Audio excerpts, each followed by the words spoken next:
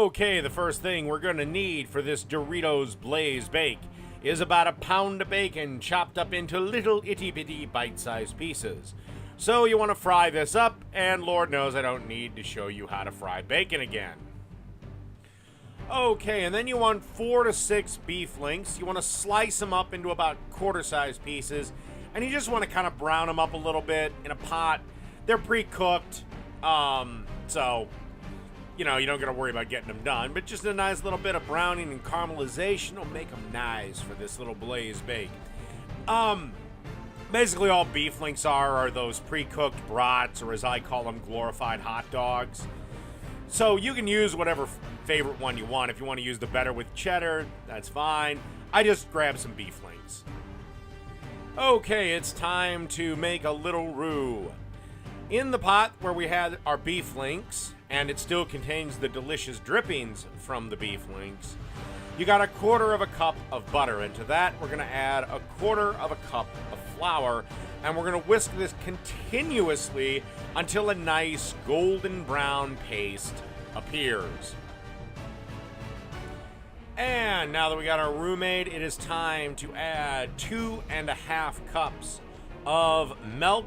And you want to give this a nice good stir and let things come up to temp. Just until it starts steaming a little bit. Don't want to go nuts. Okay, now that our milk is heated up a little bit, it is time to add a cup of buffalo sauce.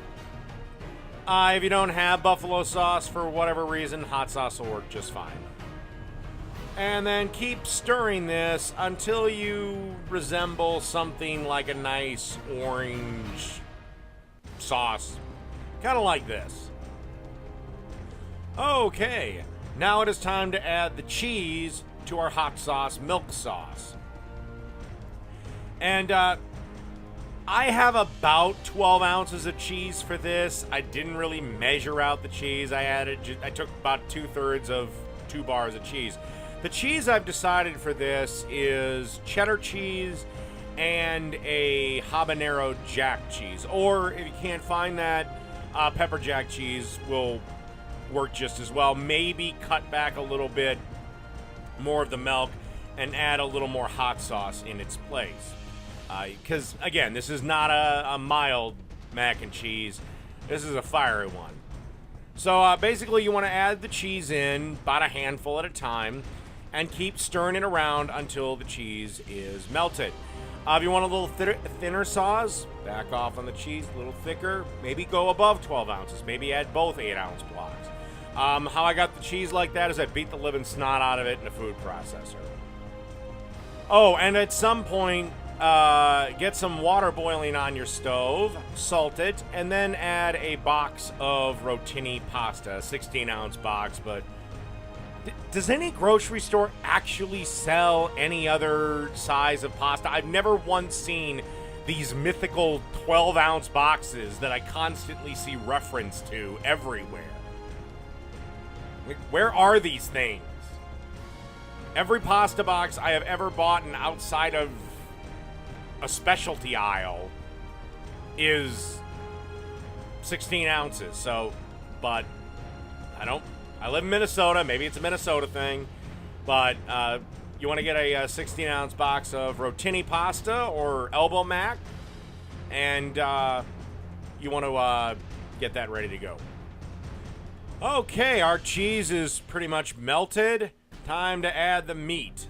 And here we have our lovely beef links. And then coming in short order is the greatest meat of them all, bacon. Nothing beats bacon, and put that entire pound of bacon right in there. And please don't tell me, oh my God, this is so unhealthy. There's no way to make this healthy. Just run on the treadmill for an extra 10 minutes. You'll be fine. And then this is a good time to get the pasta in the water. One note on packaged pasta. When you read the back of a packet, it says al dente in 8 minutes. I take about 45 seconds off. Some people argue a minute. Some people argue 90 seconds. You can certainly play around with it. Again, pasta's cheap enough where if you screw it all up, just throw it in the trash. But 45 seconds works good for me, so that's about what I recommend. So again, if it says 8 minutes, go 7 minutes and 15 seconds. Okay, our pasta has been cooked and drained, and now we add the olive oil. There's nothing wrong with adding olive oil to the water while it's cooking. It just doesn't do anything. Just stir it a little bit. But now I like to add a little bit of olive oil just to make sure the pasta doesn't become a gloopy, shitty mess. Remember, it still is a little starchy because, again, we took some time off of that cook time. Now, time to add our cheese sauce to our rotini pasta. And try to remember which way the camera's pointed so you can get this lovely shot of all that cheesy goodness going in. One other thing, if you would like an easy cleanup, right when you dump this cheese sauce, rinse out that pot.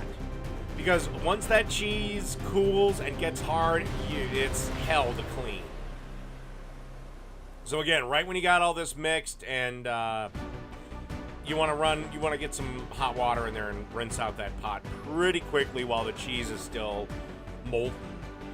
And give all this a good little stir around.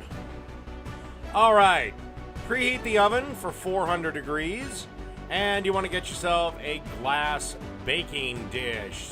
God, what the hell is the size of this? Whatever the size is above 9 by 13. And of course, dump all of the goodness in and make sure to scrape out the pot just to get those last stubborn little bits out of there. Okay, after you've gotten those little bits out and used your spoon to make this nice and even and smooth, it is time to add the Blaze Doritos. And you want to put a good layer on top. This is a little more to taste. If you want it a little crunchier, add a little more.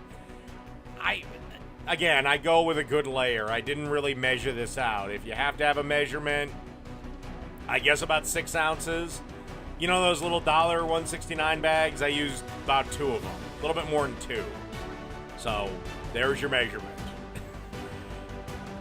Now, time to add some cheese. Again, this is to taste. I added about a cup of cheddar. Again, the cheese is up to you. I just liked the nice little orange topper. But again, I added about a cup of cheddar, and then, of course, like I do with everything, I added some freshly ground black pepper to the top of it, and then popped it in the oven for about 15-20 minutes.